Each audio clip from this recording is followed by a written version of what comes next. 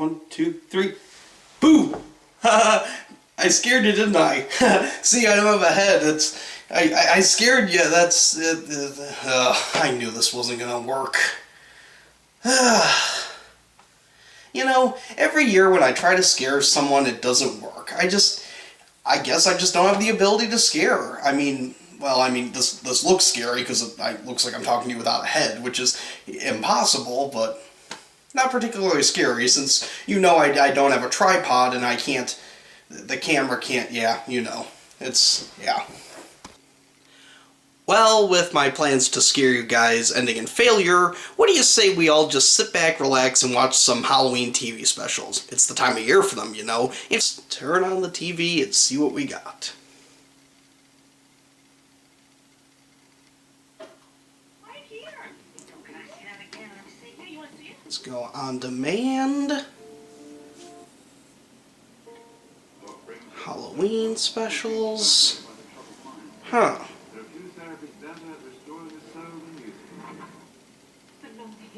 Who considers E.T. a Halloween special? I mean, I get that it takes place during Halloween, but I never considered it a Halloween special.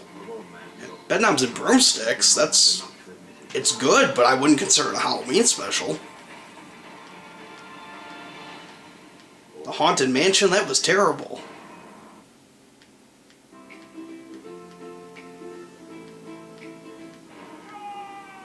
Man, you know, there really is nothing good on anymore. Remember when we were kids and we used to grow up watching the Halloween specials that were not only scary, but they were silly? Like most episodes of Are You Afraid of the Dark, for example. Yeah, they were kind of creepy, but in the end, I'm pretty sure most people would say they were not afraid of Are You Afraid of the Dark. But there were other specials too. We grew up watching them, they would only air once a year, and if you missed out on it, well, too bad, because you wouldn't be able to see it for another year. And then other networks like Nickelodeon had their specials like Nick or Treat. Remember that one where the kid would call in, they'd have to go trick-or-treating, and whatever house they went on, they would win the prize, and sometimes the prize would be a bunch of bats, and they wouldn't win anything, or they'd win like some lame t-shirt that they gave to everyone. Those were the days, I tell you. Darn, now I'm all nostalgic, thinking about all the Halloween specials when we were growing up. You know what? Forget watching the modern day specials on TV. I have a better idea. I'm going to talk about my favorite Halloween specials when I was growing up. The ones that I would watch year after year. The ones I love so much. The ones I can tell you the whole plot to. The ones that, even years later, after I haven't seen them, still stick with me. Yeah, that's it. That's what we're going to do today. Today, we're going to be counting down my top 10 Halloween specials from when I was a child. Spoiler alert, I will be revealing the entire plots of these specials. So, if you haven't seen any of these specials, you might want to skip ahead, because I am going to spoil the ending for all of you. Sorry, but let's get on with the list, shall we? Number 10. The Switching Hour from Ah Real Monsters. Alright, I gotta be honest with you guys. I was not a huge fan of Ah Real Monsters when I was growing up. Yes, I'd watched many episodes, yes, I knew who all the characters were, but quite frankly, the show was just kind of mediocre. Now, having said that, there is one episode that I still remember to this day, even though it's been a good, probably 16, 17 years since I've seen it. It was the pilot episode, which aired a couple days before Halloween, and it was called The Switching Hour. What happened in this episode was our three main characters, Ickis, Crumb, and Oblina, decided to go trick-or-treating, despite the fact they were told not to. They were told to stay inside on Halloween night. Well, the trio decides to go trick-or-treating, or as they call it, prick-your-feeding, and they go door to door, and during the course of the night, Ickis gets switched with a little boy who he had tried to scare a couple days earlier and who decided to go as Ickis for Halloween. But everyone, of course, says he was just a red bunny rabbit. Well, eventually the monsters figure out that that's not Ickis with them, it's this little kid, Nicky. And Ickis, meanwhile, everyone thinks he's Nicky that won't come out of the costume.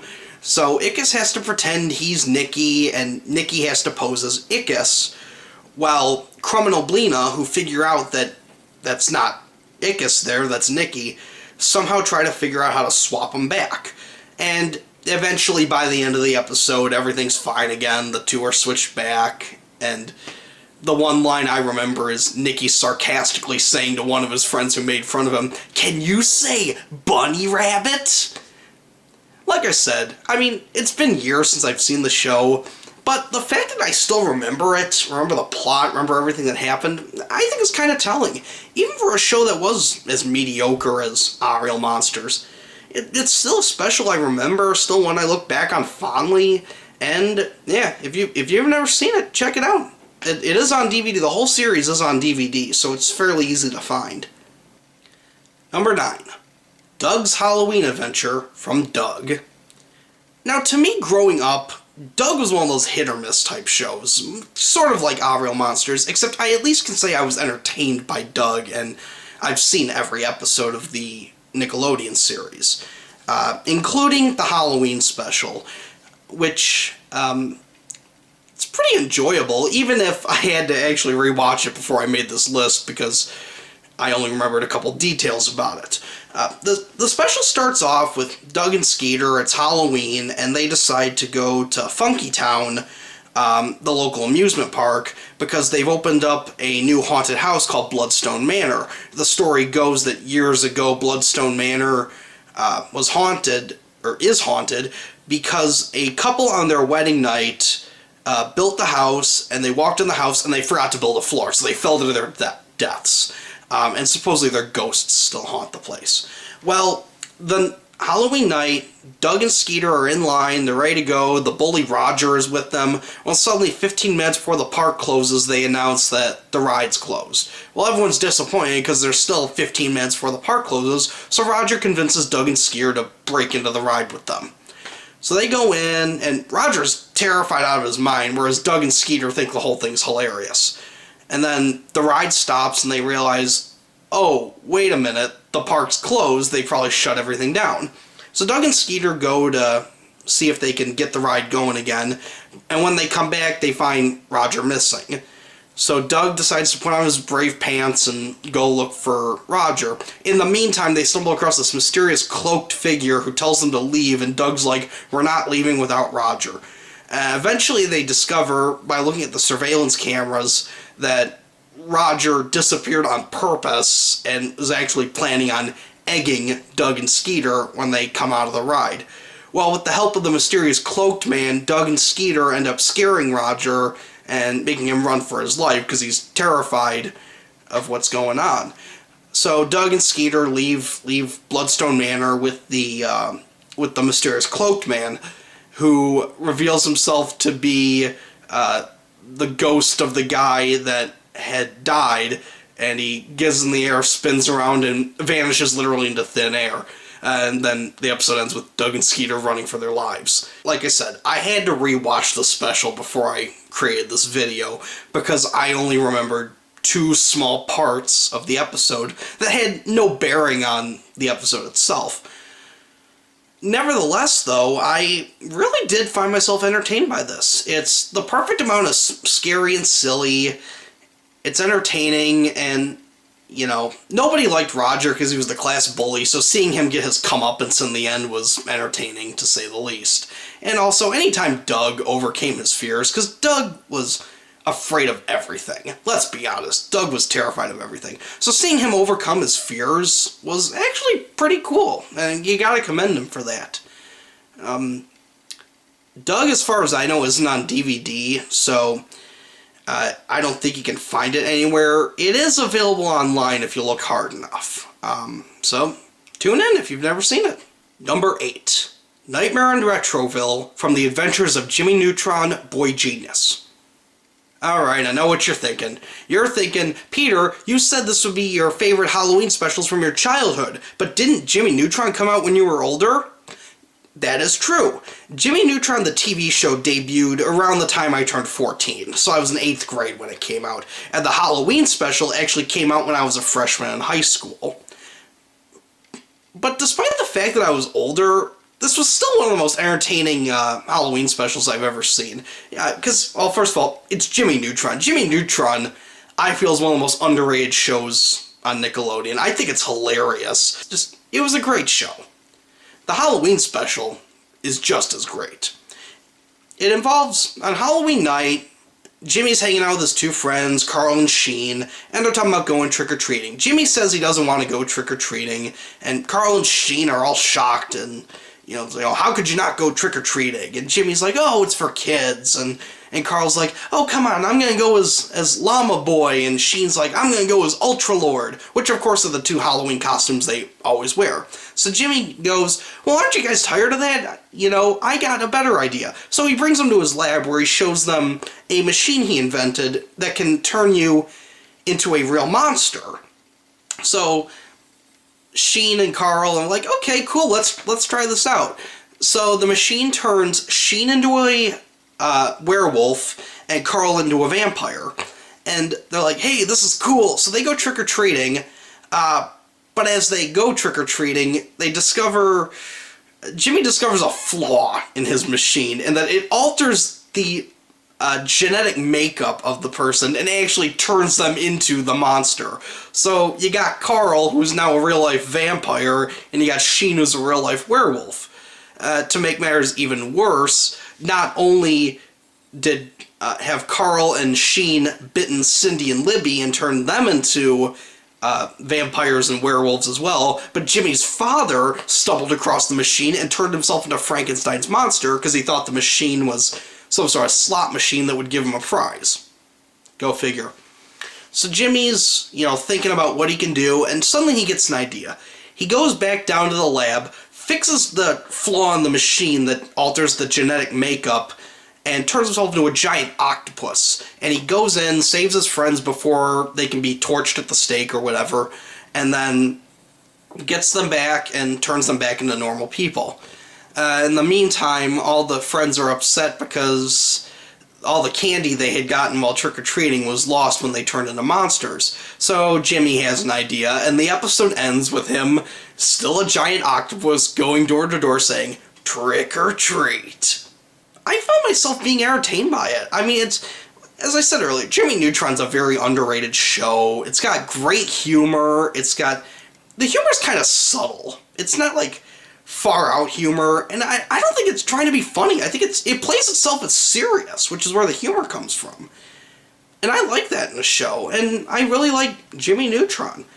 As for the special itself, I'm not entirely sure if the series is on DVD. I don't think it is. You might be able to find the Halloween special somewhere. I saw it online, and Nickelodeon might still air it. It might actually, I'll bet the Nicktoons network still airs it. So if you have satellite, more than likely you'll probably be able to see it. Number 7, The Haunted Mask from Goosebumps. I think it's pretty safe to say that everybody in my generation is familiar with Goosebumps. The book series by R.L. Stine, which came out once a month. They had different scary stories. Most of them were one-offs, but occasionally you'd get stories that were connected to each other. Stories weren't exactly scary, and a lot of the books weren't even that good, I'll be honest. I mean, the one book I remember was about a haunted sponge that lived under someone's sink.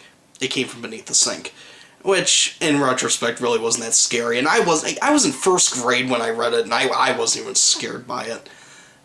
Having said that, the TV show adaptation could actually be scary. The smartest decision the TV show ever made was by starting off the series by adapting one of the only Halloween-based books in the series, The Haunted Mask. Now, I've heard from several sources that The Haunted Mask was actually the most popular Goosebumps book, which is probably what led to them making it the pilot of the show. The episode involves a girl named Carly Beth who's constantly getting scared, constantly getting made fun of because she's always getting scared. And it comes to a head when she comes home after being scared and discovers her mom made her a duck costume for Halloween. Of course, the least scary thing imaginable. So she gets frustrated and she rips up the duck costume and decides she's going to go be something really scary this year. So she goes to a Halloween shop, and goes inside, goes into the back room without the owner's knowledge, and finds a mask, which looks really scary. So she's like, oh, cool, I'm going to get this. And the owner says, no, don't get it, don't get it. But she steals it and then runs out of the store. Puts the mask on and then starts scaring people. She scares the bullies that made fun of her. She scares innocent little children. She even scares her best friend and her little brother. And that's when things start taking a weird turn, because she notices her personality is starting to get altered. Like, she's being mean to people she wouldn't normally be mean to, and she starts realizing it's the mask that's altering her personality. So she tries taking the mask off. Well, it won't come off. So she goes back to the Halloween shop and discovers it won't come off because it's a real face. And it'll only come off if she shows love. Well, eventually she's able to show love and the mask comes off and she goes home to apologize to her mother. And then the episode ends on a horrifying note with her little brother putting on the mask and saying, "Trick or treat!" And then she and her mom are freaking out because the kid is now wearing the mask, which alters your personality and is scary. You never think about a Halloween mask is going to come to life and possess you and turn you into someone you're not. And I think that's what the genius of it was. And also, ending on a cliffhanger, which was something that not many Halloween specials did. I mean, some of them did. I mean, the Doug Halloween special ended with them running off and never figuring out who the ghost guy was. They say it was a mediocre book. I thought the special was pretty good. I know it was released on VHS a long time ago. That's how I saw it. I owned it on VHS. I'm sure you can probably find it on DVD somewhere. Number 6. Phantom of the Megaplex, the Disney Channel original movie.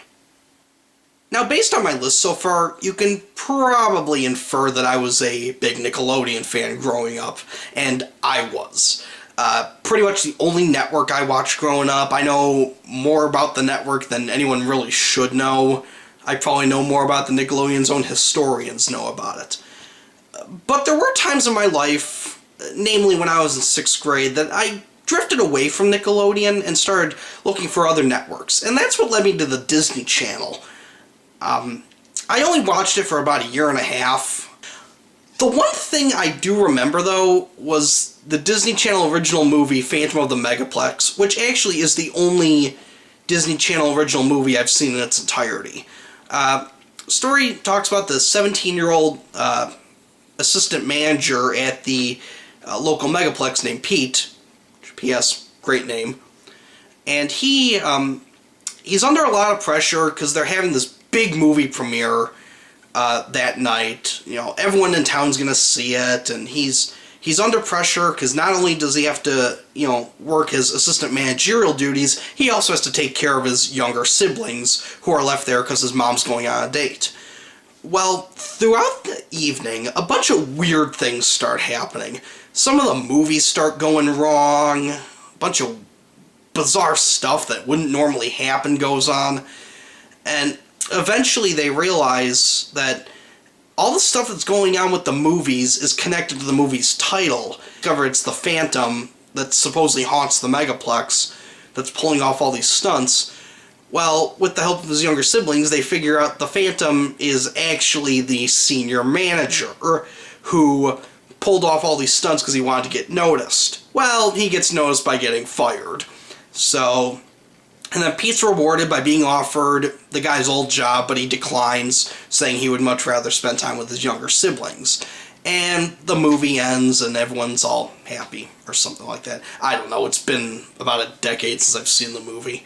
For being the only Disney Channel original movie I've ever seen, I liked Phantom of the Megaplex. It was creepy in the silly style. I mean, it's a made-for-TV movie. You know it's not going to be scary. It had Mickey Rooney in it. I mean, you can't go wrong with Mickey Rooney. The man was a legend. He still is a legend, even though he's been dead for a while.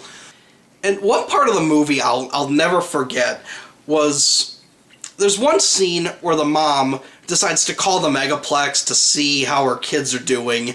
And I don't know if she was given the wrong number, if she was given the right number, but somebody decided to pull a prank or what. But somebody picks up and they go, "City Morgue. causing the mom to go, drop the phone and freak out and then run right to the movie theater. I don't know why. That line just cracks me up to this day. It's just... I think because it's so random. I mean, who picks up the phone at a movie theater and says City Morgue? And more often than that, do city morgues answer the phone that way? I don't know, I've never called a city morgue before. I imagine... I don't know. My mind wanders. But for being the only Disney Channel original movie I remember, it's pretty decent. I don't know if it holds up too well, because like I said, I haven't seen the thing in years. It's mindless, turn your brain off type fun, which is what I like. Number 5. Sugar Frosted Frights and Ed is Dead, a thriller from Rocko's Modern Life. Alright, now we're getting to the Nicktoons I was actually a fan of. Rocko's Modern Life, I love this show. I actually own the whole series on DVD. It had humor that kids could love, it had humor that adults could love, until at least Nickelodeon caught on and realized what they were saying and made them tone it down, which is why the 4th season is mediocre at best. But the first 3 seasons are good. I love them. I watch them all the time. And of course, one of the classics is the Halloween episode, which was 2 11.5-minute episodes combined into one. The first one, Sugar Frosted Frights, takes place on Halloween itself, where Filbert is holed up in his trailer park, not wanting to go trick-or-treating, and he's actually terrified of Halloween, because when he was growing up, his crazy Aunt Gretchen told him, if you eat the candy, the Hopping Hessian will come and get you. The Hopping Hessian, he was in the American Revolution, and he lost his leg over by the old photo hut, and he supposedly haunts the old photo hut. But enough for that for now. Rocko and Heifer are like, oh, come on, Phil, that's not gonna happen. So they take Filbert trick-or-treating with them, and they eventually convince him to try a piece of candy. Well, he tries the candy, and the sugar makes him go absolutely nuts. And he goes, at one point in the episode, he actually breaks into someone's house and just scarfs down a bag full of sugar. He takes off running, and in his sugar high, he doesn't realize he's going to the old photo hut where the Hoppin' Hessian lost his leg, and Heifer and Rocko recognize this, and they go in, and they get him, and Filbert's finally calmed down, but as they're leaving, well, sure enough, they see the Hopping Hessian. So they're chasing him, Rocko and Hef run off, and Phil trips over and falls, and then a year later, it shows that the Hopping Hessian has since become friends with Rocko and Hef, and they're watching slides of what happened last year. And kind of joking around and laughing and having a good time, and they're getting ready to go trick-or-treating again, when all of a sudden Filbert goes, wait a minute, who took those photos? And then it ends on a scary cliffhanger, because it's like, yeah, who did take those photos anyway? Half of the episode is called Ed is Dead, a thriller, which is kind of, it starts off as kind of like an Alfred Hitchcock Presents parody, where Rocko one day sees his neighbors, Ed and Bev Bighead, get into an argument, and he doesn't really think anything of it, because they're always arguing. Well, that night as he's sleeping, he hears screaming coming from their house, and he looks out his window and sees a shadow that looks like Ed fall over. He hears horrible noises, and then he hears Bev go, oh, what a mess. Ah, well, I'll clean up tomorrow. So the next day, Rocko notices it's eerily quiet at the Bighead's house. He happens to look in the backyard, sees a hole shaped like Ed in the backyard, and he goes, okay, something weird happened. And then he sees Mrs. Bighead leave with a bunch of Ed's clothes. And he goes, okay, this is really weird. So he breaks into the house, trying to find clues that Bev killed Ed, which is what he thinks happened. But he ends up getting attacked by the dog Earl instead. So that night, he can't sleep, so he goes over to the house and he confronts Bev about what's going on, and she tells him, oh no, that hole in the backyard was from a present Ed got me, and she shows a shovel that was shaped like Ed. He proceeds to explain to him that what he heard and saw the night before was Bev making a meatloaf sculpture of Ed's head for an art class, and it fell over, causing a mess, which explains the, oh, what a mess, I'll clean it up tomorrow. And then she said she had Ed's clothes because she was taking them to the dry cleaners. But then Rocco goes, okay, well, where's Ed? Well, just then, Ed comes home in a taxi cab from having outpatient surgery to have a wart removed, which had been referenced at the beginning of the show. Rocco goes in his home feeling really stupid and telling Spunky, things are not always what they seem. I really like this episode. It's, classic Halloween, shadow that Ed had a wart, but you're not thinking that he went to go have the wart removed. You're thinking that Bev killed him, especially with how mysterious she's being. Like I said, the whole series is on DVD. It's fairly easy to find the episode. If you've never seen it, check it out. You won't be disappointed. And if you are, well, I didn't suggest it to you then. Number 4. Arnold's Halloween from Hey Arnold. Hey Arnold is another one of my favorite Nicktoons. I absolutely love Hey Arnold because it's the most realistic of all the Nicktoons, yet at the same time it's not the most realistic because Arnold and his friends are in 4th grade, and when I was in 4th grade, my life was nowhere near that exciting. I think that's what made the show great, is that, if it was about the life of a 4th grader, nobody would watch it. For instance, the Halloween episode, which is something that would never happen to a real 4th grader. In that episode, Arnold and his friends decide to pull a little prank on the adults by doing kind of a War of the Worlds parody. This whole episode is basically a War of the Worlds parody, where they make it seem like aliens are invading. Arnold and Gerald convince all their friends to dress up in paint and masks and make it seem like they're aliens. And, of course, the adults believe there's an actual alien invasion coming, especially when the kids can't get the paint off of them. Eventually, at the end of the episode, everything turns out well in the end, but the whole episode's going on, and people are like, oh no, there's aliens, and of course, they're not real aliens, because, aliens don't exist in Hey Arnold, apparently. Well, maybe they do, we don't know. Arnold actually had a couple Halloween specials. They had one later on, The Headless Cabbie, I think it was called. I've only seen it once, and Ichabod and Mr. Crane parody. I prefer the War of the Worlds parody, though, because first of all, War of the Worlds is a much better known story, and I absolutely love hearing the story about War of the Worlds, about how people actually thought this was happening because they missed the disclaimer at the beginning of the show saying it was fake, and they missed all the sponsors. Crazy that a radio show could cause that much panic. Even today, that happened back in the 30s, I think, and people still talk about it today. People are still making parodies of it and paying homage to it. I didn't even know what War of the Worlds was when I first saw the Halloween special, and when I finally figured out, it's like, oh, that's really clever. I like that. Probably the better of the Hey Arnold Halloween specials, and one I highly recommend. Check it out. It's on DVD. Number 3. Candy Bar Creep Show and Monster in the Garage from Rugrats. If you asked me what my favorite Nicktoon was growing up, I'm going to be perfectly honest with you and say Rugrats, or at least the first 65. Because the first 65 episodes of Rugrats were one of those shows that both kids and adults could be entertained by, and the Halloween special's no exception. The first half is Candy Bar Creep Show, which involves Stu, Dee Dee, and Drew, and Grandpa deciding to put a haunted house in their backyard to scare the kids. They say Tommy, Chucky, Phil, and Lil are too young, but Angelica's old enough because she's 3. But the kids are still curious because they notice people go in there screaming and they come out with Reptar bars, which they love. And they're like, oh, how do we get those Reptar bars? They believe if they sneak in there and scream, they'll end up with Reptar bars. So that's what they do. They sneak in there without their parents knowing, which seems to happen an awful lot in this series. You ever notice that? But they go in there, they sneak in, and they start messing around with a couple of the things, but then some trick-or-treaters, including Angelica, show up, so they're like, okay guys, we gotta hide.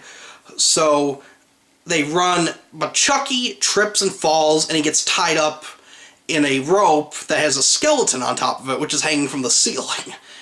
Phil and Lil have spaghetti worms in their hair, and they end up in front of a funhouse mirror. Whereas Tommy gets a sheet fall on top of him, and he looks like a ghost blowing him.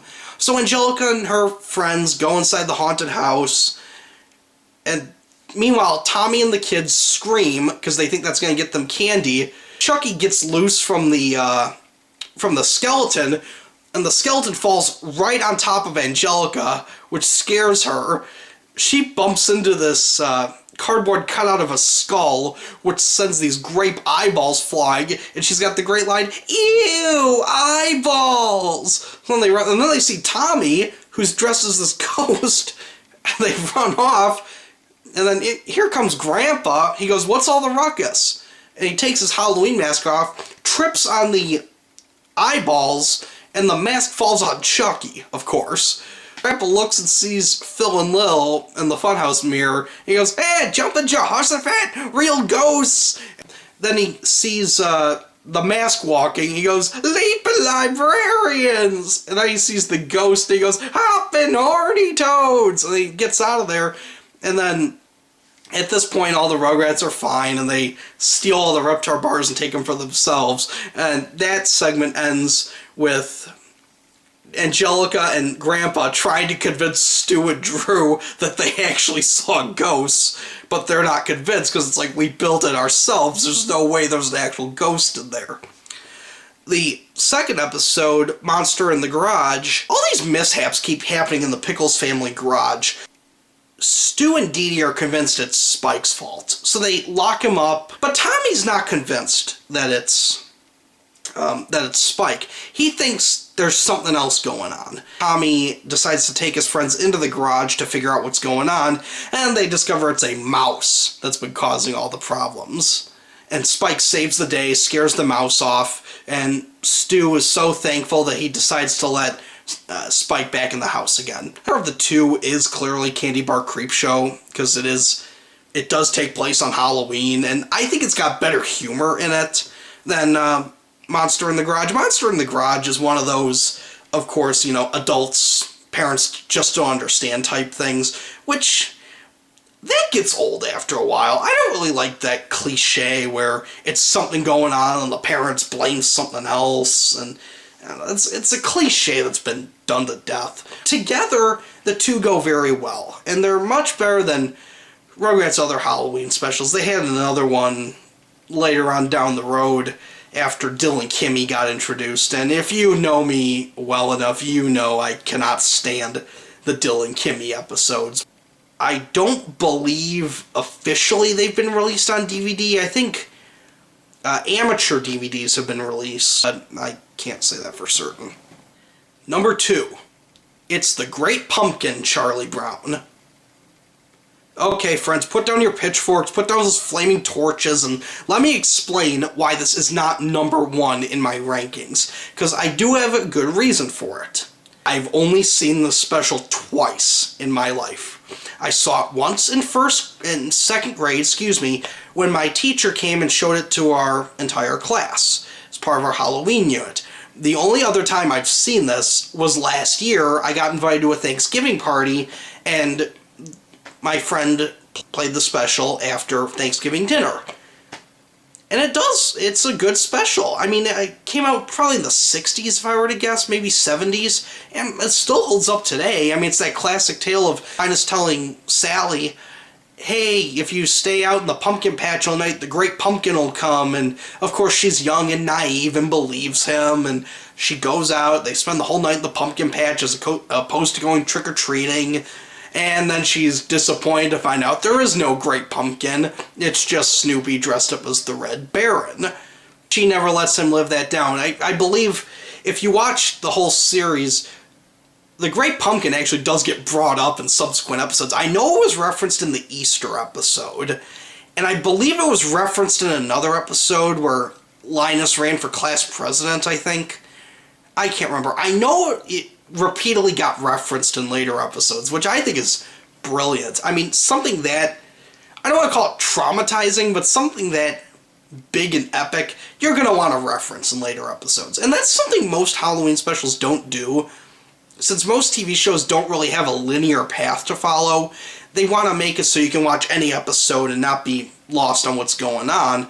That's why you'll notice most cartoon shows don't have plots that go over multiple episodes. Like I said, don't get frustrated with me that this isn't number one, because yes, it's an amazing special, yes, it's a classic, yes, everybody's seen it, but because I've only seen it twice, I can't in good faith put it at number one, because there is one I've seen more times that I feel is a slightly better special. What is that? I will tell you in 3, 2... Number 1. Scare Dares from Shining Time Station. Those who know me really well know that I love Shining Time Station. It was my favorite TV show, bar none, growing up. It aired on PBS, Channel 11. It was basically a framing device for the Thomas the Tank Engine stories, which was my favorite TV show growing up. I love Thomas the Tank Engine. And basically the episodes took place at the fictional Shining Time Station, and Mr. Conductor lived in the station. In Season 1 he was played by Ringo Starr, Season 2 was George Carlin. And he would tell the Thomas stories to the kids throughout the episode. And the Halloween special is no different. The overarching episode, though, is about Halloween. Scare Dares was the Season 2 premiere. Featured the introduction of a couple new characters, Kara, for example, and Dan, who became the two main kids, and Becky got introduced as well. She became a main character later on. But with the three of them kind of ushered in the new season, this also introduced George Carlin as Mr. Conductor. This episode, the main plot focuses on Dan trying to find a Halloween costume. And there's kind of this running, I don't want to call it a running joke, but a running theme that he's scared of everything. And they keep daring him to do stuff. Like, at one point, they dare him to steal a piece of fruit from a woman's hat. Another time, they dare him to go into a station engineer's office and steal his flute. Like I said, the whole episode's about dares, and in the episode, he learns his lesson that he shouldn't take dares.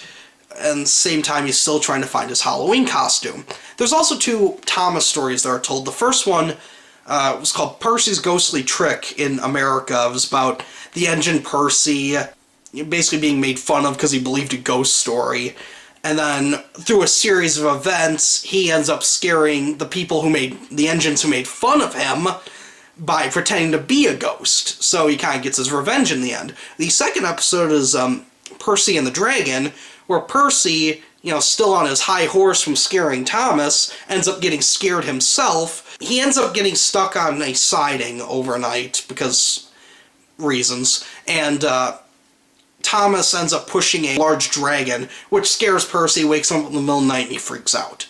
Shining Time Station was one of those shows I loved as a kid because you had the Thomas stories, first of all, which I loved. You had a plot that the adults, I think, could get into, because one of the characters was named Schemer, and he was the arcade manager. He was kind of a cheapskate, and he just did goofy little antics. Like in this episode, it shows him taking rotten pumpkins and painting them orange so he can resell them. If that doesn't say cheap, I don't know what does. The other factor that made Shining Time Station an interesting show was they had the Jukebox Band. They have a band of 5 people. They're puppets, actually.